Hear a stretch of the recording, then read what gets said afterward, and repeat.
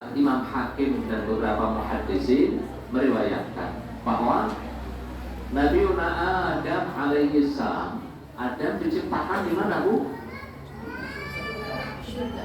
Di mana? Di surga. Adam diciptakan di surga. Setelah diciptakan di surga, Adam ini sendiri. Dia lalu minta teman hidup, minta istri, karena lihat hewan-hewan kok pada punya pasangan, kemana-mana berdua, gitu kan? Minta. Lalu setelah bangun dari tidur, tahu-tahu ada makhluk beda. Namanya siapa? Pakai H apa H? H apa H? H. Hawa. Iya, Hawa. Namanya Hawa. Udah hidup berdua. Karena hidup berdua bahagia. Ya. Di surga ada susahnya enggak? Enggak ada. Bukan susah, senang terus berdua. Namanya juga di mau makan apa tinggal bilang, tinggal pengen aja sudah ada. Ada yang iri namanya siapa? Iblis. Ya, yang iri iblis. Lalu iblisnya menggoda, udah dibuang oleh Allah. Iblis disuruh sujud ke Adam, nggak mau, diusir dari surga. Lalu iblis itu, ada yang mengatakan, banyak tafsir menyebutkan iblisnya menyerupakan dirinya jadi ular biar bisa ngomong dengan Adam. Banyak tafsir menyebutkan. Lalu ngasih tahu Adam, itu ada pohon, kalau kamu makan buahnya kamu akan kekal. Loh, memang Adam sudah tahu bakal mati, sudah, Bu. Adam itu dikasih tahu oleh Allah, umurmu 1000 tahun. Umurnya Adam 1000 tahun. Kata Adam, beneran kekal? Iya, sampai bersumpah. Iblis bersumpah dengan nama Allah, wa qasamahuma inni lakuma laminan nasihin. Demi Allah, kata iblis. Nah, Adamnya mana? Manusia pertama, masih suci bersih. Masa dia bersumpah dengan nama Allah tapi bohong? Nyebut Allah masa bohong? Akhirnya Adam percaya. Karena percaya, Adam dan Hawa makan buah apa? Buah khuldi. Yang ngasih nama khuldi itu iblis, bukan Allah. Makanya kita anak cucu Adam jangan ikut-ikut ngasih nama buah.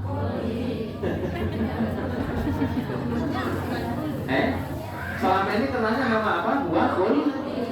Iya, yang ngasih nama khuldi, gara-gara dengar nama buah khuldi, Adam terkecoh. Akhirnya makan tuh. Makan buah. Makan aja. Ada cerita katanya Hawa makan 2, betul ya? Terus akhirnya jadi dadanya jadi gede gitu. Dalam kagak ada itu. Itu Hawa diciptain memang dadanya sudah gede. Lah buat ngenenin anak lu gimana kalau kagak gede? Lah iya apa enggak? Iya. Katanya ada makannya catut terus nyangkut di tenggorokan. Itu cerita palsu, jangan percaya lagi. Kagak ada itu. Ya kan? Apa bahasa kita? Hoax. Ya, hoax. Hadis palsu, bukan hadis tapi cerita palsu. Ya karena sudah makan, akhirnya Allah menghukum Nabi Adam yang awalnya enak di surga, diturunkanlah ke dunia. Qala biqu ba'dukum li ba'din adu. Udah kalian turun semua. Walakum fil ardi mustaqarrun wa mata'un ila hin. kalian harus tinggal sementara di bumi. Tinggal. Tapi ini Adam itu manusia punya sifat nyesel. Dan namanya nyesel selalu ada di, kalau di depan namanya penggamar. Ya benar? Iya. Adam diajari dia taubat oleh Allah. Terus diajari doanya seperti apa? Rabbana zalamna anfusana wa illam taghfir lana wa tarhamna lanakunanna minal khasirin. Cukup itu saja? Enggak. Adam itu sebelum turun ke dari surga ke bumi, doanya gini, ya Allah, ampunilah aku dengan haknya Muhammad. Itu riwayatnya Imam Ahmad, riwayatnya Imam Hakim. Kata Imam Hakim sahih. Ya Allah, ampunilah aku dengan aku meminta haknya Nabi, haknya Muhammad. Allah Subhanahu wa Ta'ala bertanya, dari mana ente tahu Muhammad? Belum tak ceritain. Dari mana ente tahu Muhammad? Kata Allah Ta'ala, kata Adam, ya Allah, aku melihat nama Muhammad terukir indah di kaki-kaki Arsy. Iya, nama Muhammad terukir indah di kaki-kaki Arsy. Dan hanya nama itu yang kau ukir. Aku tahu pasti dia adalah makhluk yang paling agung. Kata Allah Subhanahu wa Ta'ala, betul wahai Adam, seandainya bukan karena Muhammad, aku tidak akan menciptakanmu. Makanya kata para ulama, Nabi Muhammad itu dipilih menjadi Rasul terakhir itu sebelum Adam diciptakan. Udah Allah tentukan bahwasanya Nabi terakhir, manusia makhluk yang paling agung adalah Muhammad sebelum Adam diciptakan. Makanya banyak makulah, banyak sekali pendapat para ulama bahwasanya alam semesta ini tidak akan diciptakan kecuali untuk Rasul Sallallahu Alaihi. Maknanya benar, meskipun tidak ada hadis tekstualnya. Bahkan Ibnu Taimiyah dalam Majmu' Fatawa mengatakan seperti itu. Karena Allah menciptakan alam semesta, Huwallazi khalaqa lakum ma fil ardi jami'a. Dialah yang menciptakan bumi dan semua yang ada di bumi itu untuk kalian. Kalian di sini siapa? Manusia.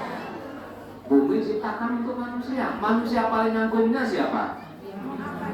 Berarti bumi diciptakan juga untuk Nabi Sallallahu Alaihi Wasallam.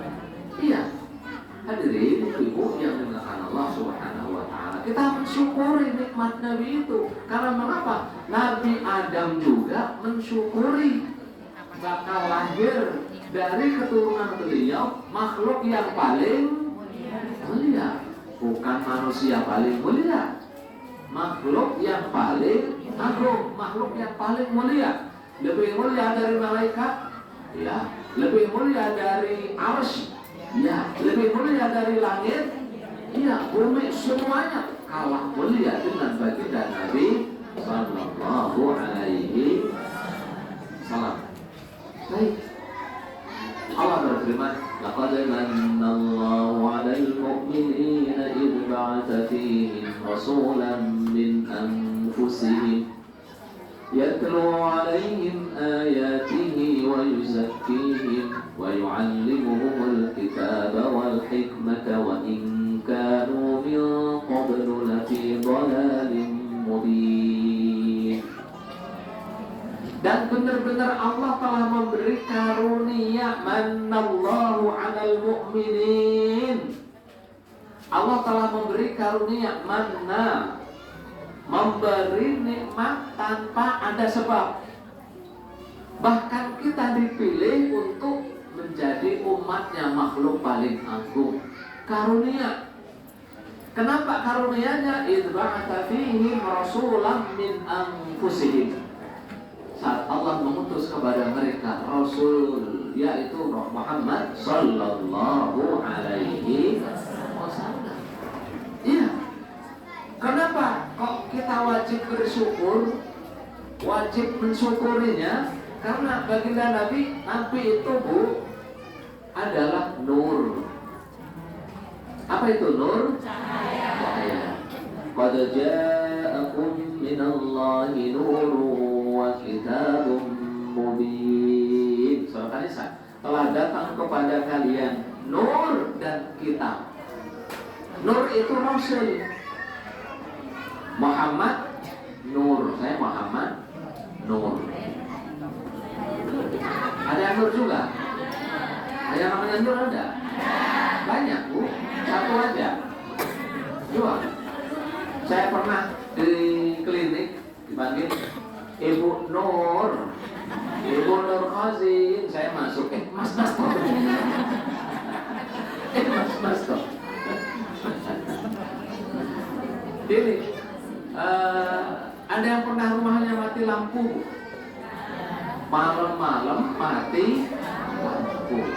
Ini kalau mati lampu, gantengnya suami kelihatan enggak? Enggak kelihatan ya? Apa suaminya gelap terus ya? Gelap terus gitu ya? Saking gelapnya kalau nyium tangan suami udah kayak nyium aja aswad katanya gitu. Karena aswad, karena hitam gitu ya?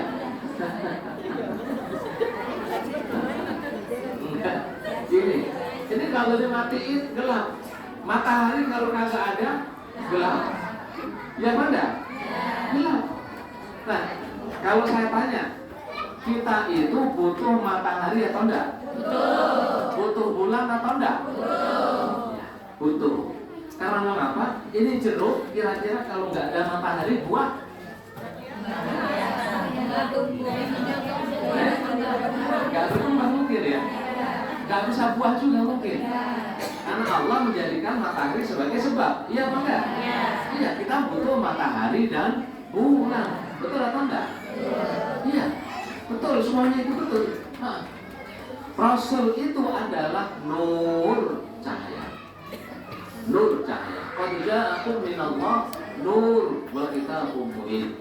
Kalau dalam surat Al-Ahzab, inna arsalnaka syahidan wa mubasysyiran wa nadhira wa da'iyan ila Allah bi'idnihi wa sirajan munira. Kau adalah sirat. Sirat itu matahari, bulan.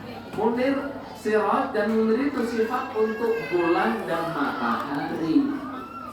Ini tumbuh-tumbuhan, hewan, kita semua nggak bisa hidup tanpa ada matahari dan bulan.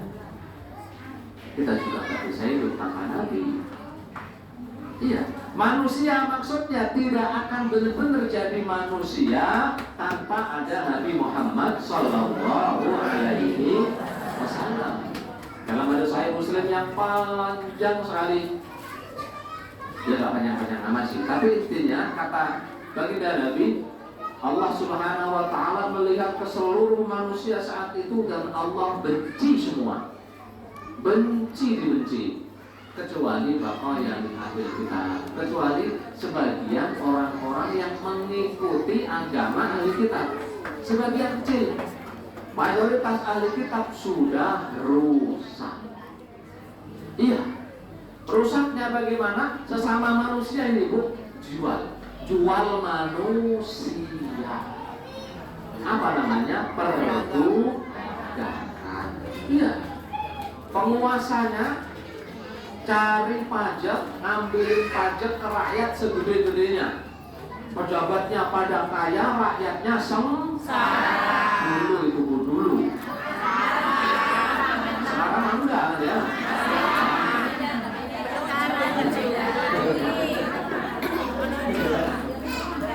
Iya, yang kaya makin kaya, yang miskin makin miskin. Zaman dulu seperti itu. Sekarang juga. Kalau sekarang kejadian berarti pasti belum mau nyalain lampu. Lampunya siapa? Muhammad Sallallahu Alaihi Wasallam. Gelap. Ya kalau nggak ada lampu, mau makan juga mana bu? Namanya nggak ada lampu, bingung. Ini mana sambal, mana sayur, mana ikan, mana ayam, mana duri, mana tulang, ya apa enggak? Iya. Namanya nggak ada lampu. Ini kalau gelap-gelapan, mau megang istri juga kadang bisa kepegang istri. Lah iya benar. Ya namanya juga gelap. Gelap-gelapan, pengen ngambil pisau bisa jadi yang diambil ulekan. Namanya juga gelap. Nabi itu datang menjadi cahaya.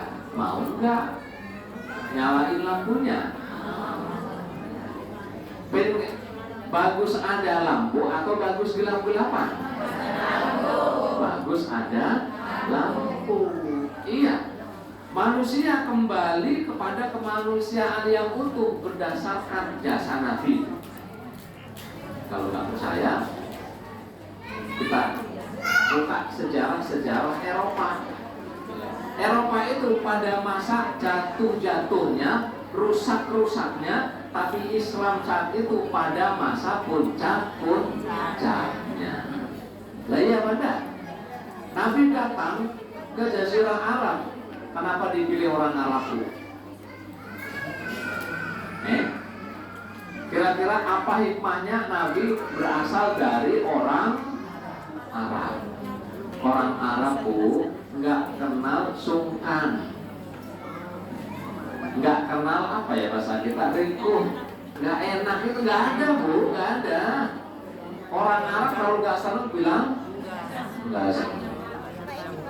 Iya, nggak kayak orang, nggak kayak saya beda ini. Saya itu orang Jawa bu. Iya. Orang Arab nggak senang ya bilang nggak senang. Kalau ada haknya dituntut jadi tuntut.